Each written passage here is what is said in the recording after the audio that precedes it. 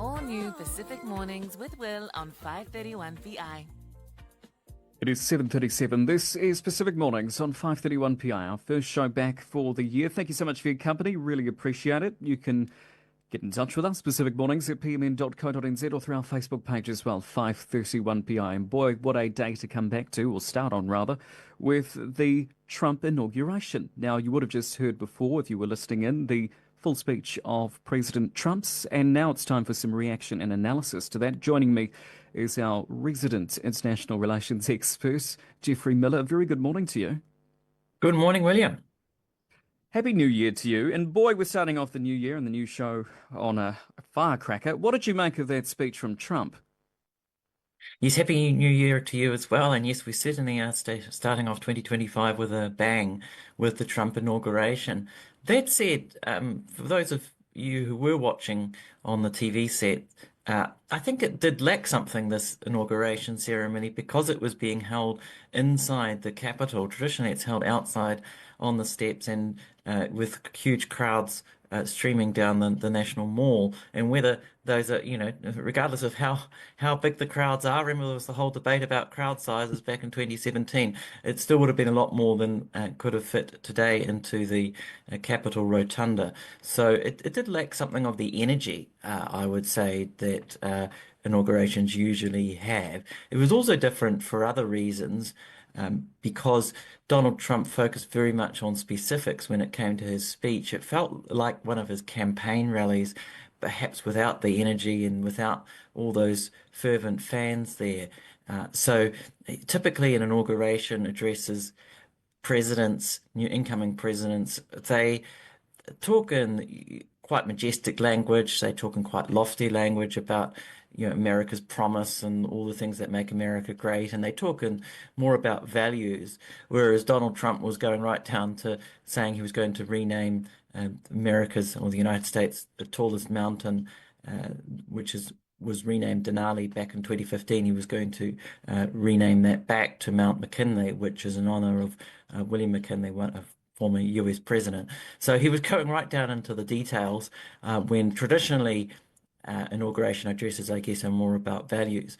But yet it was similar, in many ways, to Trump's speech back in 2017 when he talked about American carnage. This was of a similar vein. And I guess right now we know what Donald Trump stands for. We know who he is. And that was, I guess, another difference this time around. We know who Donald Trump is. We know that he's going to attack the establishment. And that's what he did today. He called it a corrupt and radical establishment.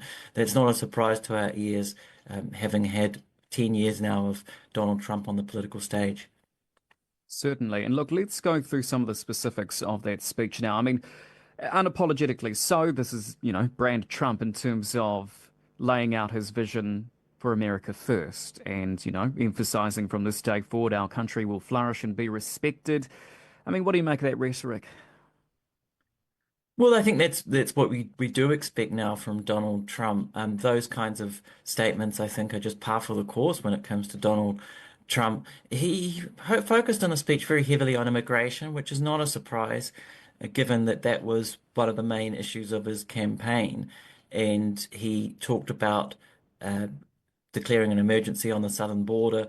He talked about declaring the drug cartels foreign terrorist organizations, a whole range of policies related to immigration, ending what's called catch and release in the United States. He had a whole suite of proposals when it came to immigration, but it was a wide-ranging speech as well. I mean, he talked about foreign policy issues to some level of detail that we don't normally get in inauguration addresses. He didn't really go into detail when it came to things like the war in Ukraine. He was pretty cagey on that.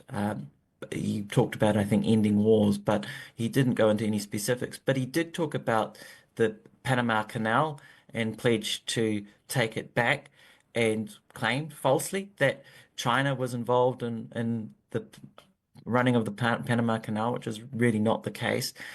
So he talked about some of these foreign policy issues, and he talked about wanting to expand US territory, which of course is interesting given the circus over the last few weeks over Greenland, and of course Canada, and the constant jibes about Canada becoming the 51st state. So with Donald Trump, I guess it's hard sometimes to realize what bits are meant seriously, what bits are more hyperbole, exaggeration for effect. I think perhaps that's just part of the analysis of Donald Trump. You simply don't know how much he's really going to enact. He's promising close to 100 executive orders, though, on his first day in office. So these are official declarations that the president can sign.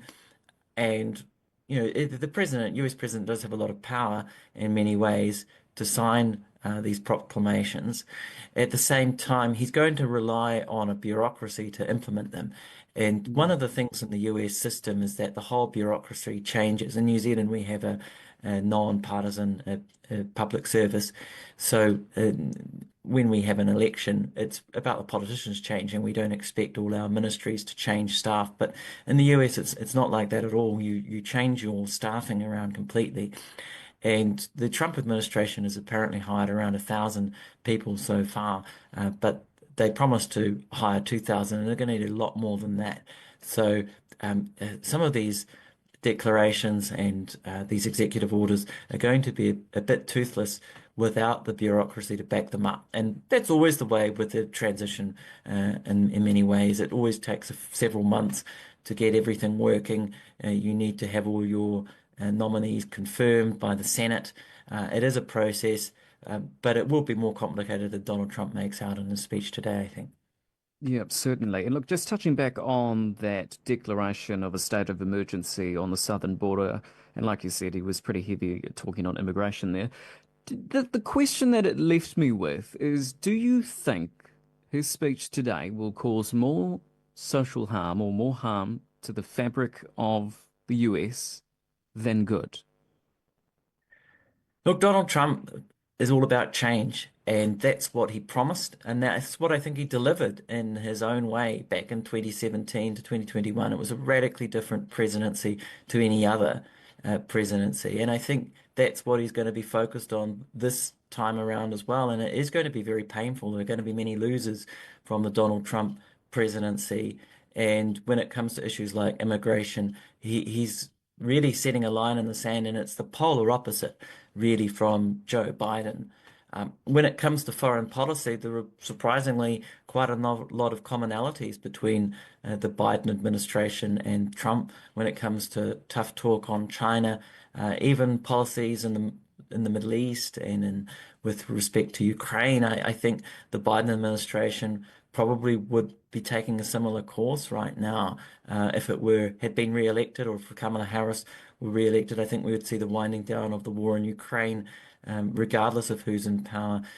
But when it comes to some of these domestic issues, when it comes to some of these social issues, culture issues, for example, the renaming of Denali to Mount McKinley, as I mentioned at the start, when it comes to the declaration that there are only two genders, male and female, which was one of the remarks he made in his speech, the pledge to cut all the diversity, equity, and inclusion programs of the federal government. These are radically different propositions to what the Joe Biden administration enacted and stood for.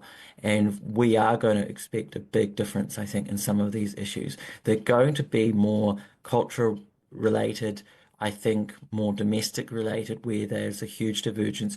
In foreign policy, there's going to be a lot of continuity, and that is interesting for us here in New Zealand, because in the end, in New Zealand, we don't have any ability to affect US domestic policy while we watch and see what's happening in the US. When it comes to foreign policy, this is where our interests, I guess, overlap, are engaged with those of the United States.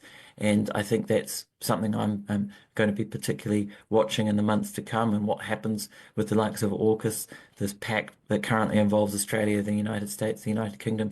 Will it include New Zealand as part of what's called Pillar 2? These kinds of things, I think it's going to be really fascinating. We still don't know exactly where Trump's thinking is on these issues, but we did get some idea last week. Marco Rubio, who will be the new Secretary of State, was very supportive of AUKUS at a Senate Foreign Relations Committee. So it sounds like AUKUS is going ahead, and that, put some questions back on New Zealand, what New Zealand's position is going to be when it comes to AUKUS. Yes, certainly. And I mean, look, let's kind of touch on that from a Pacific perspective, the Pacific region. I mean, all throughout last year's campaign, it was kind of, well, ambiguous, or, we're kind of left guessing as to what Trump's stance will be on, foreign policy in the Pacific. Do you have any idea, perhaps, or any suggestions on what we could see? Well, as I said, those comments from Marco Rubio were the most substantive to date on Trump's thinking when it comes to AUKUS, and in the end, that involves the Pacific. It sounds like AUKUS is going ahead. Whether it's going to involve then what you might see, or Trump might see, as the also-rans like New Zealand, I don't know. The so-called Pillar 2. My guess is that New Zealand may be invited still to join Pillar 2, but New Zealand's entry price is going to be much, much higher than what was proposed under the Biden administration. In other words, if New Zealand wants to join AUKUS, it's going to have to pay up. It's going to pay up big time in terms of defense spending, in terms of spending on US military equipment. I think Donald Trump's going to say, well, you're going to have to pay your way. There's no free ride with us. Whereas with Joe Biden, it was more about New Zealand signing its name, and they weren't so concerned exactly about how much New Zealand was spending. I mean, yes, there was pressure on New Zealand to spend more, but I don't think it was quite the same way. It was quite an inclusive approach that Joe Biden took. And likewise with the Pacific, Joe Biden took a very inclusive approach. He started a new summit with Pacific Island states that was held in Washington each year after the UN General Assembly. It really remains to be seen whether Donald Trump is going to continue with that kind of inclusive approach. I mean, one would think probably not, because that's not actually the word that you tend to associate with Donald Trump as inclusive. I think he's going to be wanting, again, countries to pay their way. And if you want to have US support, protection, you're going to have to do your bit. Now, for many Pacific Island states, they're so small that they don't even have militaries. It's going to be harder to see what they're going to have to do. But maybe, in diplomatic terms, maybe they're going to have to be full-hearted supporters of Donald Trump to then gain, US backing in return. I think Donald Trump is going to be very much about simply being aggressive towards China. That's one of his big themes. It has been for 10 years. So I don't think there's going to be any let up in that. But the question is how you do that. Joe Biden's approach was very much this lattice work approach of bringing everyone on board and working together and building alliances. I think Donald Trump is much more likely to take a more unilateral approach, or just work in concert with the big players. I think it will be easier for Donald Trump to sort of forget about large portions of the Pacific, or only remember it when it's convenient to him, and perhaps be less systematic in how he treats the Pacific. But we'll wait and see. Donald Trump, in the end, is a populist, and he's a maverick. He's quite hard to predict. Just one example of that in the last couple of days, Joe Biden banned TikTok because of its Chinese ownership. Donald Trump has reversed that, which you wouldn't expect. Given all his tough talk on China, you think he would be doubling down on the ban, but he's not. He realizes the power of TikTok, and has realized that he can drive a wedge in a way between himself and Joe Biden and the Biden administration, and the Joe Biden administration becomes known for banning TikTok, and Donald Trump unbanned it. So in the end, you can speculate as much as you like, but there's something inherently unpredictable about Donald Trump. Certainly, and I will confess, though, that's what makes things enjoyable. Hey, thank you very much for your time. That is international relations expert Jeffrey Miller. You have a good rest of your day. Thanks, William.